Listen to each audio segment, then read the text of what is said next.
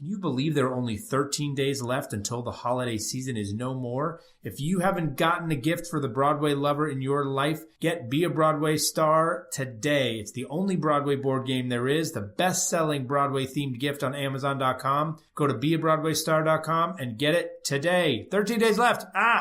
I wanna be a producer with a hit show on Broadway. I wanna be a producer. Hello, everybody. Welcome to the Producer's Perspective podcast. I'm Ken Davenport, and I'm super excited about my guest today, partly because one of the first times I actually met him in person, and I'm looking at him right now to see if he remembers, I was on the other side of the microphone with him asking the questions. Now, the roles are reversed. Please welcome to the podcast, honestly, one of the smartest advocates and best administrators we have working in the business today, Mr. Howard Sherman. Welcome, Howard. It's nice to be here, Ken. And I do remember. Good. It was very early in the days of my podcast, as I recall. Yes, it was. It was. We talked about Off Broadway. So Howard is currently the director of the Arts Integrity Initiative at the New School, also the senior strategy director and interim director of the Alliance for Inclusion in the Arts. He was the executive director of the American Theater Wing for almost a decade. He's a fantastic blogger and a fantastic tweeter, even when he disagrees with me. And, well, by default, he became the chief archivist of the infamous Ham for Hams before each Hamilton performance last year. Check out his YouTube page. It's quite extraordinary, the number of views that stuff got. So, Howard, what I love about your career is the diversity in the types of work you've done. So, I want to start by just asking you, what drives you to be so passionate about the theater? What is it that makes you want to go, I got to be involved in this community. I want to write about it. I want to work for the wing. I want to work for inclusion for the arts. What is it? It's all I ever wanted to do. I never conceived of something else that attracted me more. When I was getting ready to go to college, it certainly swallowed all of those things about, it's a terrible way to make a living and, so much. And I was in a good school. I did all these things. And I certainly for the first year was trying to find something else that might interest me. And there wasn't anything. It's all I ever wanted to be a part of. So what drives it is, frankly, finding ways to be part of this world. In high school, I performed, I acted once in college, I directed a couple of shows in college, but I even stopped anything on the performance side or creative side by the end of the first semester of my sophomore year. I just knew that it wasn't for me. Whether I had talent or not, I have no idea. I doubt it. But what I didn't feel that I had was the ability to constantly sell myself. I found I was probably better at, if not selling, promoting the thing that I loved. It's an interesting life when your avocation is your vocation. There's very little separation. What do I do in my free time? I go see more shows. But what drives me is just I've never found anything that excites me as much, that I enjoy as much, that I hope other people will enjoy as much. And I'm driven by just helping them maybe know something more about it. I guess if there's a through line to my career, it is that idea of information and knowledge about the theater. And whether that was back when I was doing PR or when I was doing my podcast or what I do now in terms of advocacy, I think that's been the real consistent part of it, even though the job titles vary widely. So what was the first job you had in the business after school or during school? Well, it was during school. My great fortune was that even though I had gone to college and wasn't going to do theater, part of my financial aid package was that I had to do 20 hours of work study paid for. And there was a box office job in the Performing Arts Center on campus. And that really was my first paid theater job. I worked box office for a couple of years, and then the last 2 years of college, I worked as assistant to the associate managing director of the Performing Arts Center. I had my first fully professional job doing PR for a new theater company in Philadelphia during my junior year. So I left school already having some professional credits and then started, and I'd done a little PR work, as I said, professional work, and I'd done some other film promotion stuff. And so that's sort of what brought me into the fully professionalized world after college. What was the first show that you ever saw when you were a kid? Do you remember? The first show I ever saw was a children's theater production at the Long Wharf Theater in 1967 for Stephen Garfinkel's 5th birthday party. I do not know what the show is. I have a visual image of being in Long Wharf, which at that point was a year old. And while I've never been able to determine what the show is, in conversation with Arvin Brown, who was the longtime artistic director, but initially ran the Children's Theater Company, he couldn't even figure out what the show would have been. But whatever it was, he directed it. That's as much as I know about it. First Broadway show? First Broadway show was The Magic Show by Stephen Schwartz. I had seen the national tour of Fiddler on the Roof in New Haven about 5 years earlier. But it was definitely The Magic Show, and then Beatlemania was next. Ooh, Beatlemania. I saw that on tour myself. So, look, you've been in a variety of positions in over a couple of decades now on Broadway. More than a couple. I know, I was trying to be nice there. And what's the biggest change you've seen since when you started on the administrative side of Broadway? So not creative. I think we need to be clear that in terms of Broadway, I've been Broadway adjacent, is the way I would describe it. I came to the Wing in 2003. While the Wing job obviously has a relationship to Broadway through the Tony Awards, I wasn't working on Broadway per se. My name is never been on the title page or the listing in the back of a playbill on Broadway.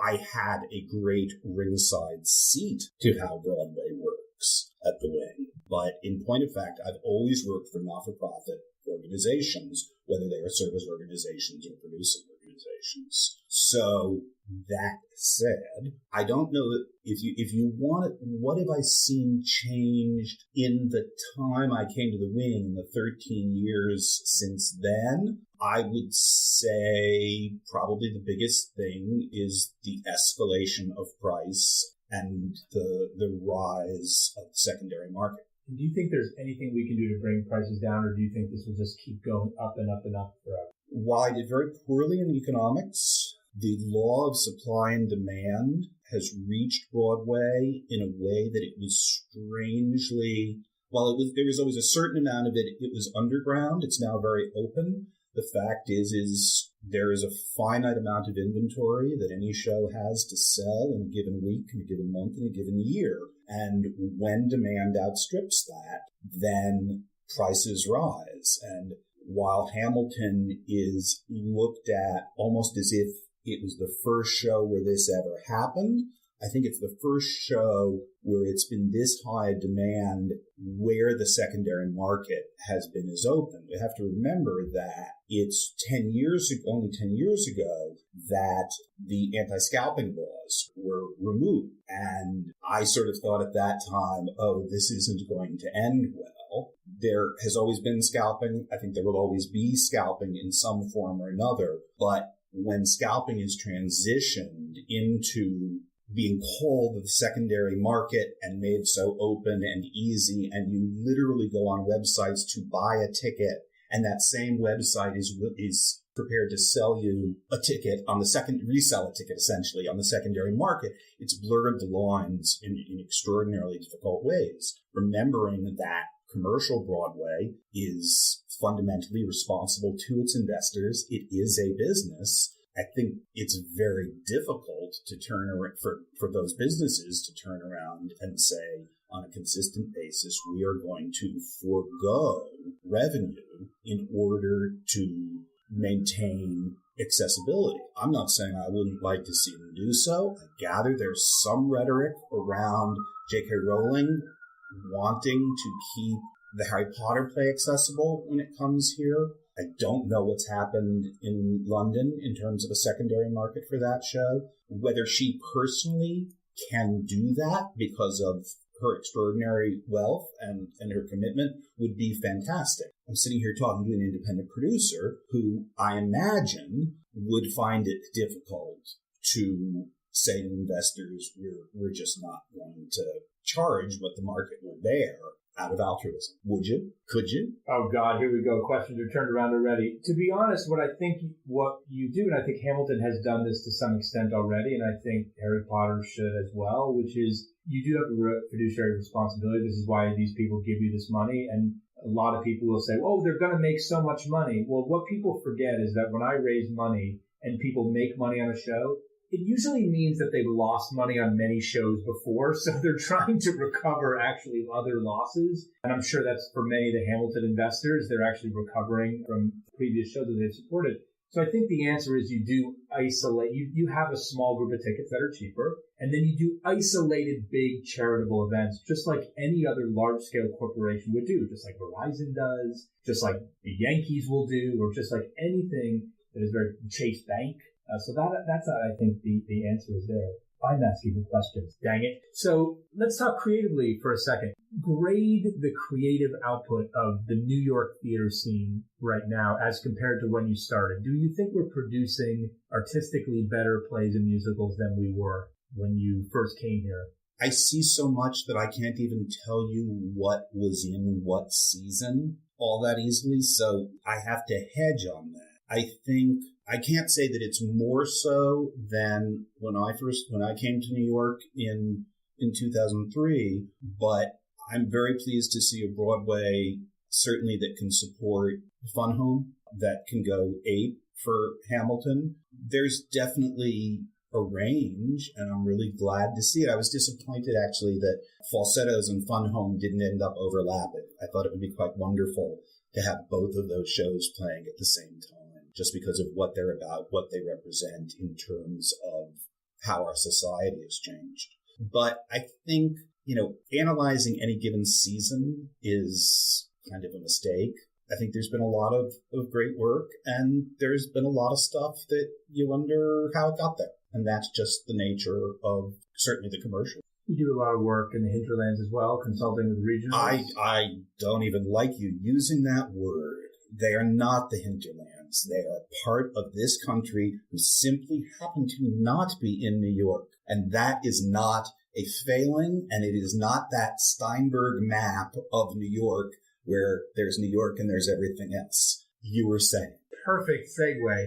What I wanted to know is if you think there are things that the New York theater scene can learn from the other theaters around the country. Because too many of us, including me, as I just did, separate us from the rest of the country and certainly look down on some of those other theaters out there. Oh, just like New Yorkers, I think, look down on some people that may live in Indiana or East, wherever. So is there something that we can learn from how some of these great theaters across the country are being run?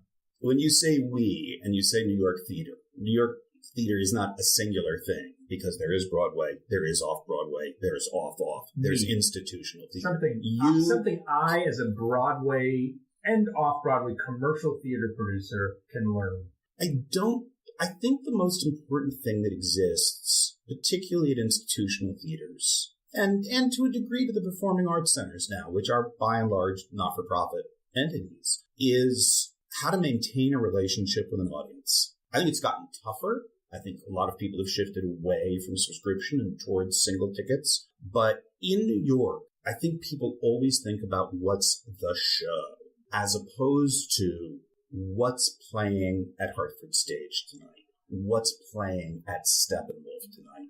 I think the idea of a producer identity, not in the way of David Merrick, but in the way of that there is this entity that creates a body of work over time for an audience in a place, is something that has value, in the sense that if you know where the work is coming from and you get a sense of who it is who's doing that work, then I think you could conceivably build audience for your shows based on who you are, what your aesthetic is, and what your track record is. We look at Hollywood right now, and I think it's a little extreme, but we actually now see ads that say from the producer of, and they'll name. Now, to a certain degree, they're trying to invoke anything they can to interest somebody in the product. But when that producer is Pixar, then that brand, as a producing entity, signals the kind of work that's going to come from them. And I think producers are very broad-minded. I think people do a lot of work that has a wide range of topics, et cetera, et cetera. But there's something to knowing who's behind it, because the relationship for all theater going is connecting to people and sensibilities, and whether it's a performer, whether it's a director, whether it's a writer. I think that model of knowing the producer is something that's much stronger outside. Speaking of the Pixars and the movie studios, what do you think about the movie studios and their presence on Broadway today as opposed to 20 years ago when they didn't seem to care less? I think it's difficult to finance Broadway shows. It's difficult to finance off-Broadway shows and even regional shows, because it's not a uniquely Broadway thing. We're seeing shows developed and shows supported by studios. We have, I'm going to remember which company it is, but Dead Poets Society has a credit in the 200-seat off-Broadway theater. Now, part of that is they own the rights, the original screenplay, et cetera, et cetera. I think if the kind of money that's available in film or in television, for that matter, can come into theater, it's terrific. And if over time that money and the people behind that money are willing to move beyond simply reiterating properties just as they were for the exploitation of the existing familiar names, but actually realizing that something can be done beyond that, I think it can be quite extraordinary. And we're seeing that, a bit with, Once, for example, which, the show in many ways was bigger than the movie. Am I remembering correctly that might have had some involvement, not from a studio per se, but was that one of the shows that the Broccoli family was involved in? Or am I misremembering? Fred Zola was a producer on that. As the lead. Yes, yeah. And married to Barbara. So, when you think about resources that may have been generated in part by the James Bond films being brought to bear on a quite remarkable musical, I think that's fantastic. I've actually never looked at it that way, and it's what you're suggesting in a way is that each studio, Disney may not be able to produce a small, independent, artistic stage production of something, but they could create an independent film studio that's a subset of them in a way, right? First of all, I think Tom Schumacher has involved Disney theatricals in things which are not singularly replications or adaptations of Disney films. So I think that does a disservice. Tom's actually, you said nice things about me at the top. Tom's one of the smartest people about theater overall that you can meet, and enthusiastic and supportive. And so,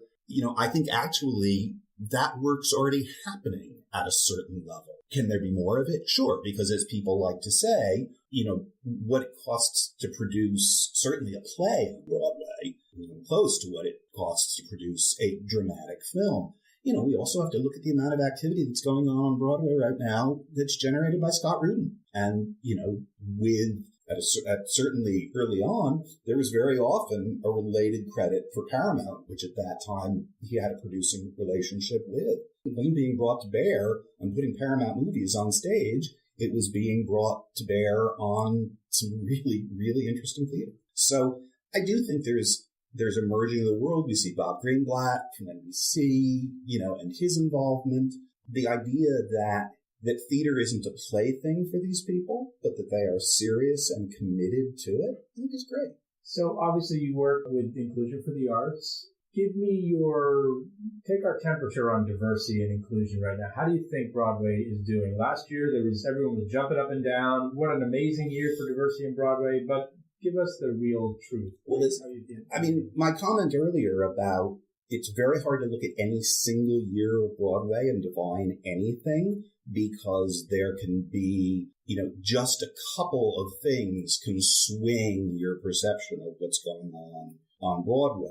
I think, there's no question. Spring Awakening, show you produced originally from Deaf West, it shifted the awareness of the acceptance of performers with disabilities on Broadway. This season, to the best of my recollection, the one show that we have is Glass Menagerie has cast a woman who is a wheelchair user as Laura, a character who has always been described as having a disability, but certainly in any major production never played by someone with a disability. But if you look at it on a percentage basis, the number of performers with disabilities on Broadway has just been reduced. In terms of racial and ethnic diversity, that's a show-by-show thing. When you get an allegiance, it's going to tip the balance. I think part of what we also have to look at is not simply, was there someone in a show, but at some point we have to look at it across work weeks.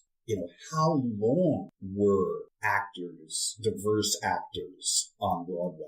How, we can look at who directed shows, because the direction is in a way finite, and then it's just how long the show runs. But, yes, we need to look at, we're still at a huge deficit in terms of gender equity on Broadway. I think overall, racial diversity, disability diversity has a long way to go, because it's still treated as something special. Until we get to the point where there is equity and where it's no longer a story that there are shows with a large number of Black, Latino, Asian, Native American, people with disabilities, all female creative teams, that's when we'll have actually achieved something.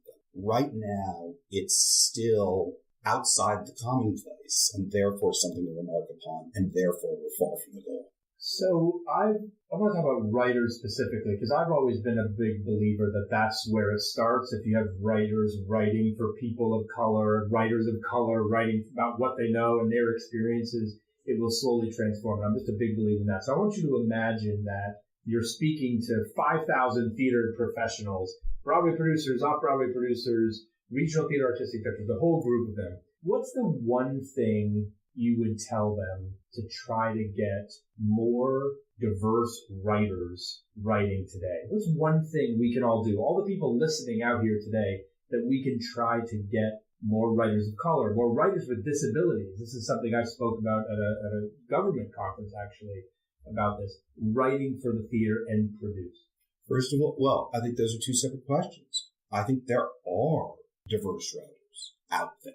The question is, are people willing to produce it? And do the economics of producing on Broadway support producing at least some of those works? Are they of a scale where they are best served? So I don't think, I think it's really about, as it should always be, looking at more scripts, consciously saying, let me go see work at places I don't normally go to.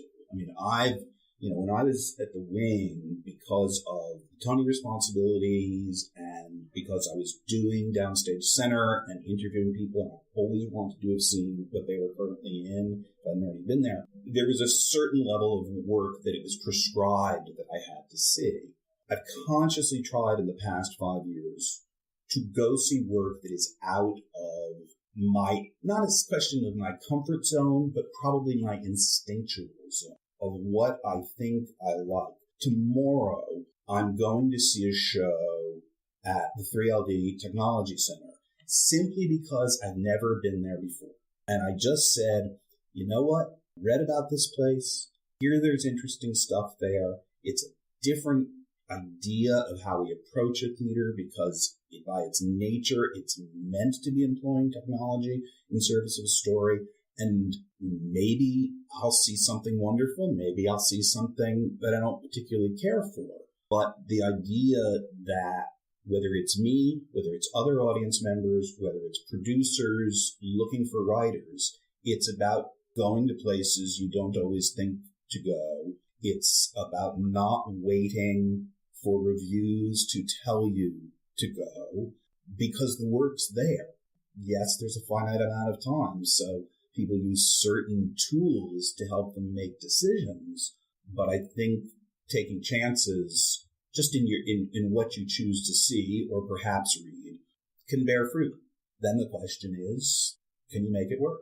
And there are shows. What I always find marvelous is the shows that people in the biz buzz about saying, oh my God, it's great, but I can't believe they're going to bring that in. That's going to be so tough. And then those are shows that succeed. I mentioned Once. I don't think Once was a sure thing. Certainly Fun Home was not a sure thing. Look, I remember people thinking it was insane of Kevin and Jeffrey to transfer Avenue Q. I mean, just thought it was nuts. And so work that doesn't fit the mold needs to be looked at, and it's out there. It's not a question of convincing writers to write it. It's the willingness to engage with it that will change things. You're very active on social media with the Twitter account, the YouTube channel, the blog, all of it. Do you think this is something that all arts administrators, artistic directors, people that sit in an office and not in a rehearsal room every day should be actively engaged in the 21st century? I don't think it's for everybody. And I don't think that an individual should force themselves onto social media because somebody tells them they should.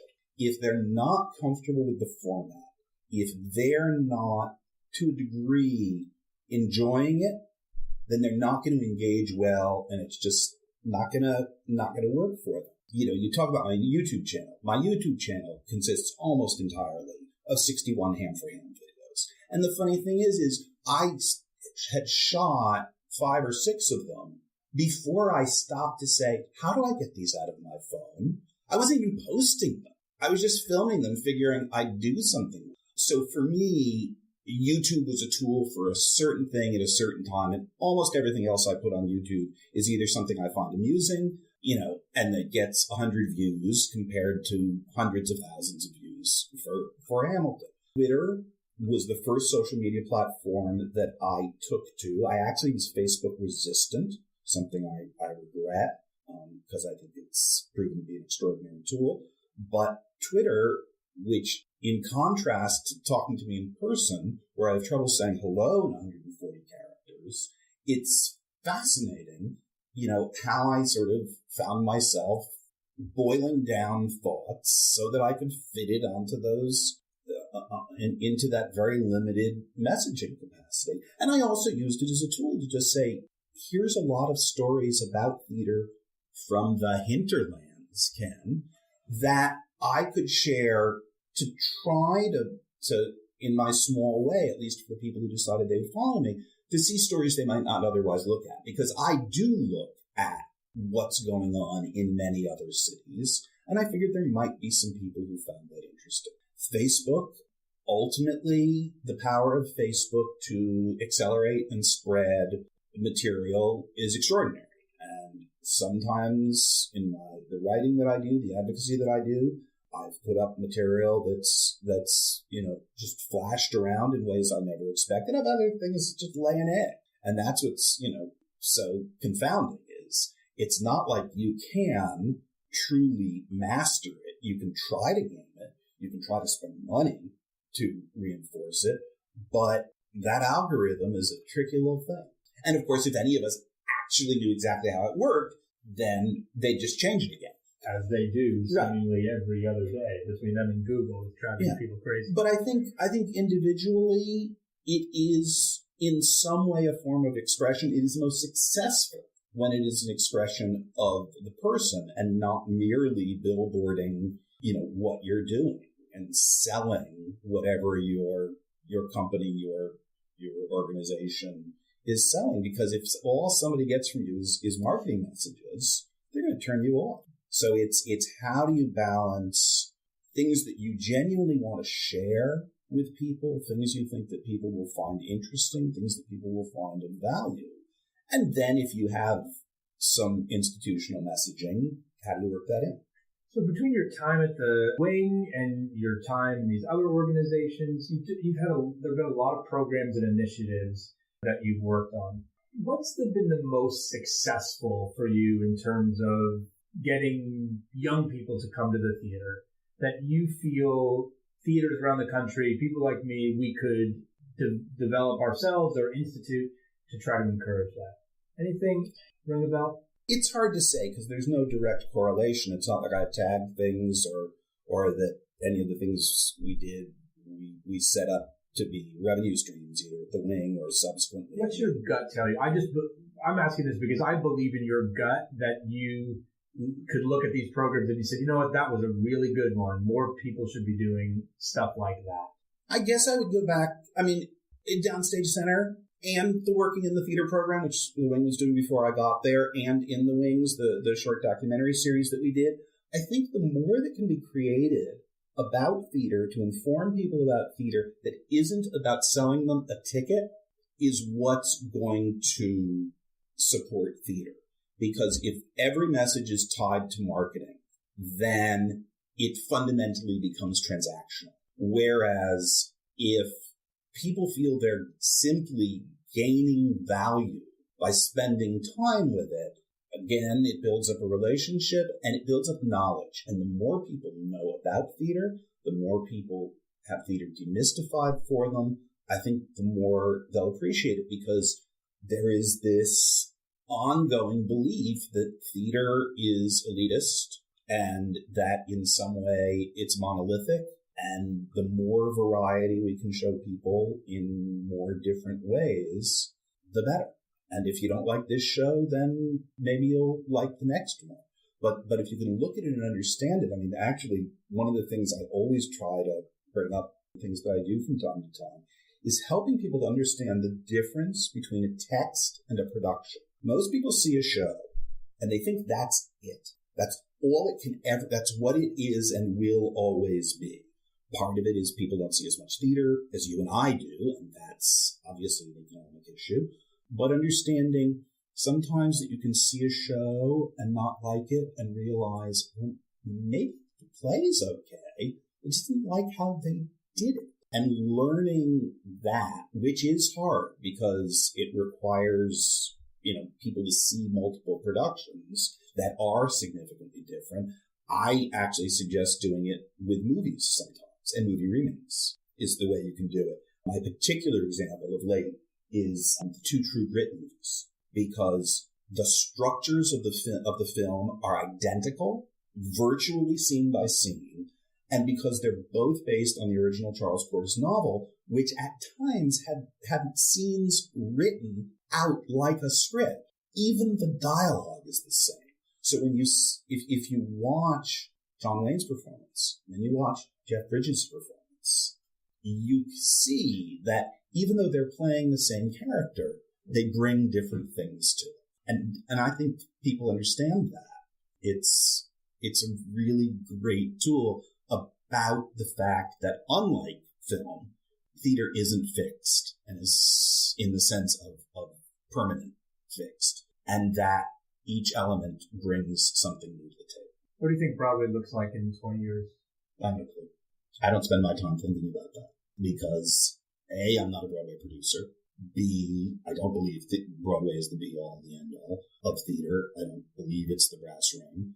I'm concerned that the shift, which is not certainly in my time in New York, but that's been ongoing, to building shows to last for decades, has the potential of reducing the opportunity for variety on Broadway. Fortunately, we have these small theaters that aren't well suited for those kind of big appeal shows. But what we've watched is a bifurcation in which the vast majority of plays are now produced for 16 weeks, whereas musicals, the goal is always to have them run forever. With plays, it's the war horses, the curious incidents are now the rarity, because they are actually conceived in a way that allows them to continue. They're not star-driven. The play becomes what's important. For whatever it's going to mean when Harry Potter gets here, it won't matter who's in Harry Potter. I don't mean that to say that the actors are in any way important to telling the story, but the show is already the star because of what it brings from the books and the movies And indeed, from the fact that it's already been staged. It's hard to do that, but shows like Curious Incident show that it's not impossible. And the idea that we could have shows that might run a year and a half, as plays did when I started going, terrific. Interestingly enough, I was just reminded, as you said, Harry Potter, Curious Incident, War Horse, all have two very specific things in common. One, all of them are spectacle plays as well, large spectacle plays, almost musicals in a way. Yeah, they have scale to them. And two, all of them based on best-selling books. Sure, but let's also think about some of the other long runners. I'm going back a little further, but God of Carnage had a good run, and there was no spectacle there. There were names, but after the first cast, they weren't people you thought of as necessarily box office, but people were familiar with them. They could get interviews, et cetera, and art, for that matter.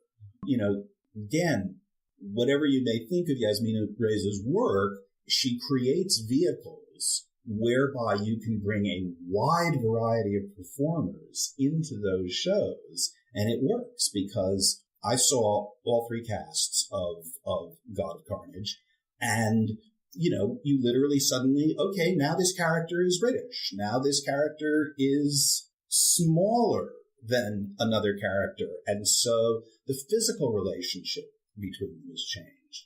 I mean, that, again, to the idea that it's a production, not a text. It must not always be someone who looks and sounds like Jim Gandolfini in that show is great. And it allows the shows to live on.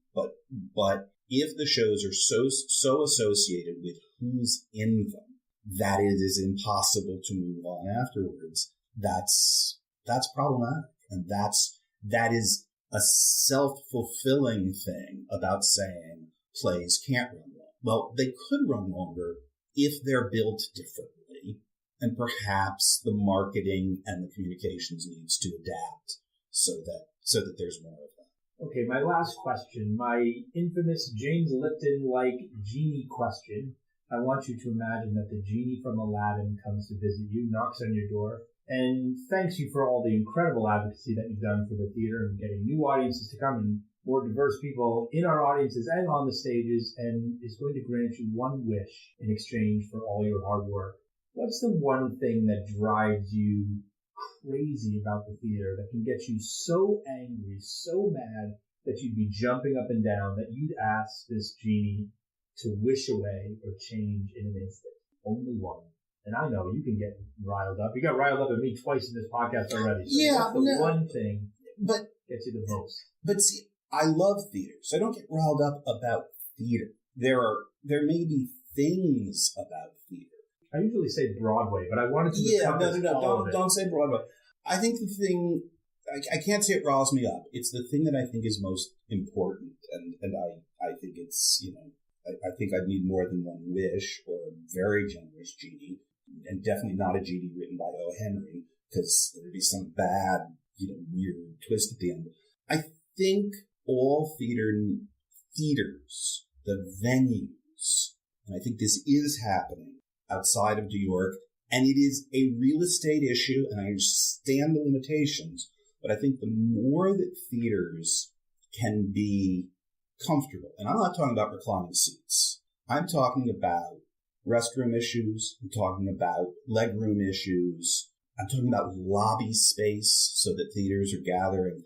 I mean, in a way, Broadway has the hardest time making itself a comfortable experience, even though it is charging the most in order to have the experience. And so long as going to theater requires patrons to accept uncomfortable situations and sacrifices in order to have the experience, that is fighting against the idea of theater being a regular, comfortable, acceptable, popular thing that is simply a part of people's lives. And now that I've talked all my way through that, I'd like to change my answer. I would like the genie to fund all theater the way signature theater is funded, so that the cost of going to theater is eradicated and people can simply go to theater as easily as they can go to a movie. You talked himself into two answers there. You got two wishes out of that, Genie. Well, it's funny. I say this often to people. I think by talking, which is sometimes dangerous, but I had to find my way around. And as I was talking about, and it's not that I don't feel the first issue is not important, because I think you go to some theaters outside of New York and it's like, this is lovely. And we can walk into the garden during intermission.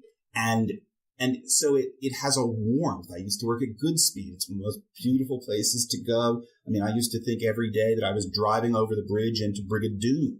So I think that is important. I think the experience around our going to theater, not just the thing on the stage, is important. But ultimately, yeah, if I had a dream, it would be that everyone could go to theater. There would be no secondary market that people could then buy those tickets cheaply and run up the prices. And that truly, even when we have things like, okay, we're going to have this performance for 10,000, or these performances that are going to serve 10,000 school kids, that's great. But it's not great if economically then those school kids can't possibly get into a show again. Because what we've done is we've teased, and they've had a great experience, but it's been a tease, and we have to find a way to make it so that it's not just when it's underwritten. And if the Genie would magically make it so that it's affordable for people to go, and producers can still make some money putting it on, and everybody can have a living wage working in it. Great answer, and I do want to personally thank you for all your great advocacy on behalf of all of us in the theater. If you want more Howard, check out his great Twitter. It's terrific. H.E. Sherman is the username, and his website, hesherman.com. Thanks to all of you for listening. Thanks again for being here, Howard, and we'll see you next time. Don't forget, only 13 days left until Christmas. Go to beabroadwaystar.com. Finish up your holiday shopping for the Broadway theaters in your life. Get one, get two, get one, win a Tony, play it yourself. You're going to love it. There's a reason it's the best-selling Broadway-themed gift on Amazon.com. Beabroadwaystar.com. Check it out today.